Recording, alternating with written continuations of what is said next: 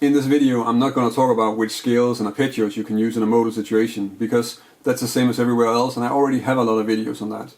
I am going to focus more on giving you some ideas and some ways to start working on your modal improvisation that's going to help you make longer solos that are well connected and show you how you can add some variation to keep the listener interested.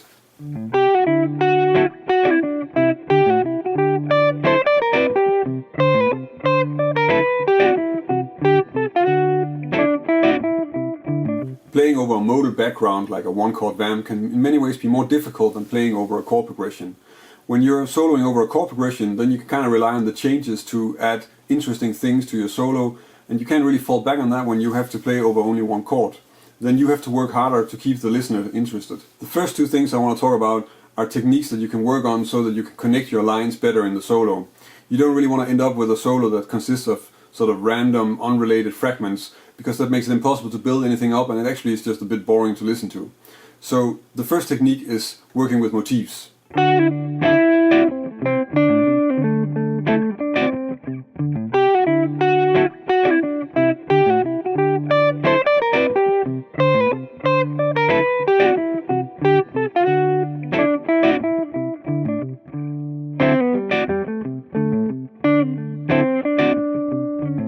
When you're working with motifs, modal playing works really well for this because you don't really have to worry about fitting it into other chords and stuff like that. You just have to be able to put it around in the same type of scale and get it to sound good. And what you can then focus on is not only just moving around, because if you just sequence it and go, then it gets really boring. But if you move it around and change the rhythm, make different endings, maybe try and play into it, stuff that I'm actually already doing in the solo that I played, then you start sort of creating something that for the listener is something that they know, but at the same time it's evolving and it's turning into something else. And if you stay with it long enough, probably you'll end up with something that sounds completely different from where you started, and that's just fine because it's sort of gradually evolving into something else.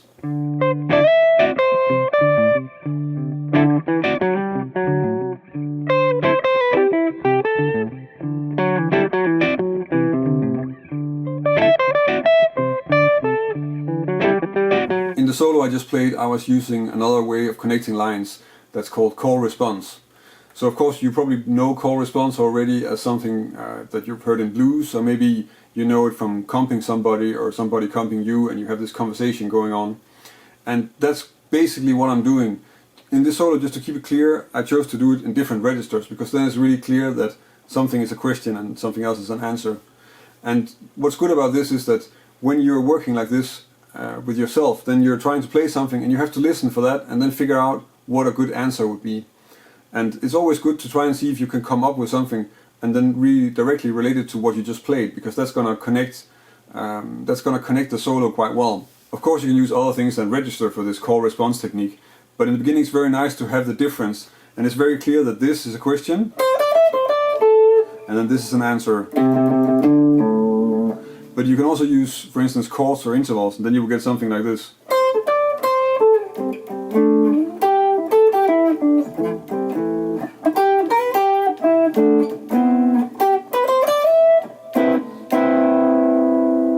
These two techniques can help you connect your phrases and make the solo sound more like one long story. But you also have to watch out that you don't end up playing the same thing all the time. So to add variation to your lines, there are a few things you can think about in terms of what you want to vary. The first example sounds like this.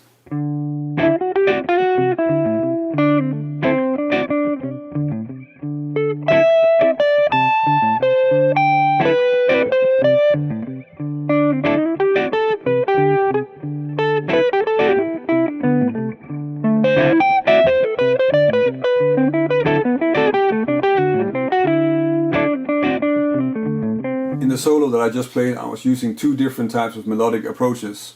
Of course you can vary your melodies in a million ways, but here I just kept it really simple and I had two types. So the first one was just playing pretty much like scale-like melodies, so maybe the odd third in there, but not really more than that. And then the other approach was really using these more angular structures with large intervals, like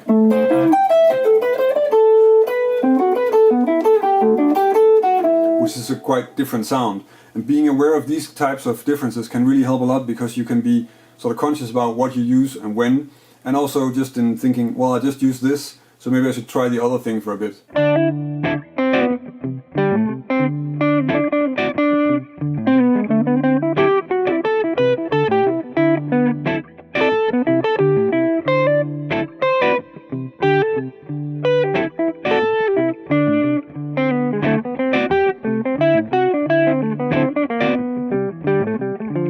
Modal solos lend themselves really well to using a lot of space, but instead of including a solo where I'm almost not playing anything, I thought it would be more interesting to include one where I'm using short and long phrases, because in the solo I just played, I used really short phrases and they were almost like creating tension, because they don't really sound like they resolve, they just go.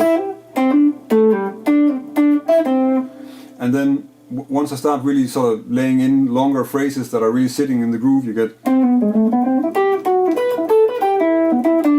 You almost get the idea that this is really sort of resolving the tension that we just build up with the short phrases.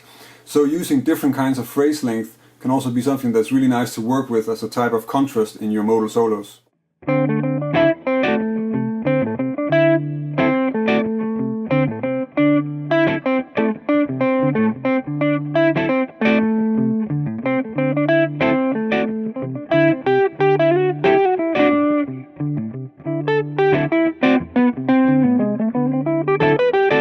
Another type of tension that you can use in your modal solos is to use rhythm. So in the solo that I just played, I start off with this really simple statement like, and then I move it around and I vary it a little bit, but it still stays in the groove. And then after 2 or 3 times, I start just playing it completely on off beats and taking it away, and it starts to create a lot more tension, because we recognize the phrase, but it's being put in a really awkward place.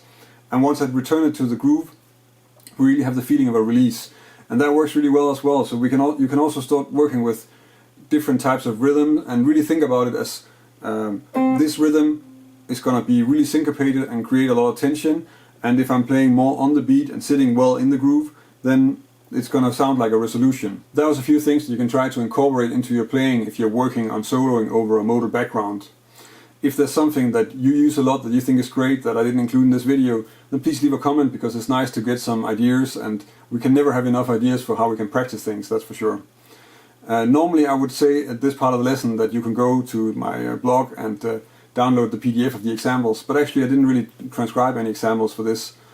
So instead you can of course go to my website and sign up for my newsletter if you're not already signed up. If you sign up, you get a free ebook with 15 251 licks.